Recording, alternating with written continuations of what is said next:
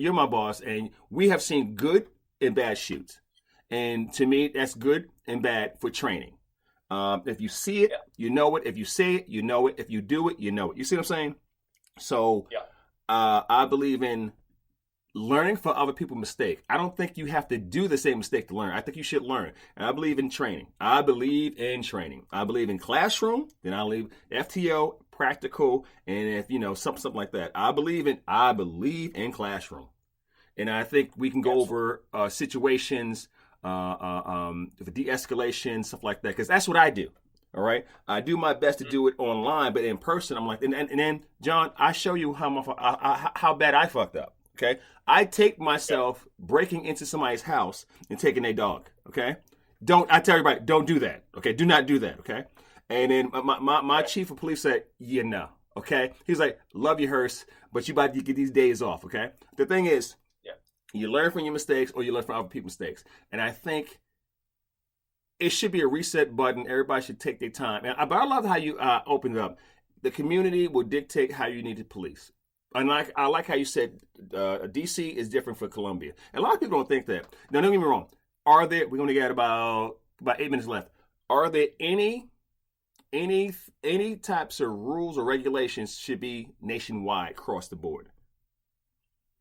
Well, I think the Constitution is what it is. I mean that is really what allows police to do what they do, especially when we come to the 14th Amendment and how it applies to police being able to search and seize, Right. right? And so that's the basis of the whole thing. Now, and so what we need to understand is that communities can be stricter with their rule of law. They can't be less strict, right? And Mm-hmm. so they can be more strict with that rule of law. So in the city of Columbia, we can have laws that make it, I don't want to say harder, but there's more steps to need for the law enforcement officers to go through Mm-hmm. to be able to seize something, Mm-hmm. right? Mm-hmm. We can't say, oh, you know what, we don't like the Constitution, do whatever you want to do. Okay. Mm-hmm. So I think as far as nationwide, it's based on the Constitution. I mean, I'm a big Constitution guy, and I think that's where our government needs to go and needs to stop. Mm-hmm. They don't need to go outside of what I mean.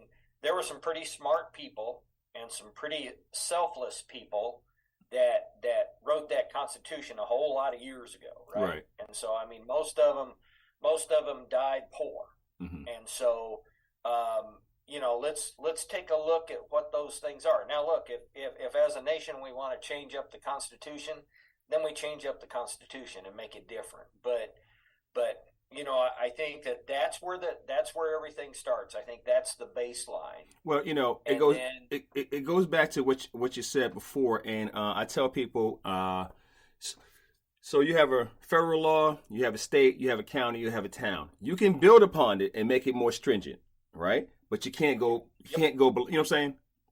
It's like Maverick yes, in the hard deck. You can't go below the hard deck. You know what I'm saying? right. That was a good movie That's too. exactly right. You know what Yeah. I'm saying? No. Yeah, it's a good movie. I know how you are with Tom Cruise. I get it. I understand. I remember. But no, you're absolutely right. I mean, and so the Constitution sets rules on what I can do as a law enforcement. I have to have probable cause to make an arrest, right? Mm-hmm. And so going below that level would mean that my community says, you know what, you don't need probable cause, you just need reasonable suspicion to make that arrest. Well, that's not how it That's not works. how it works. I mean, so that's where I mean, different. The expectations within communities are different of what it looks like, right? Mm-hmm. Community involvement, community citizens. It's like many communities now have a citizens review board, Yeah. right?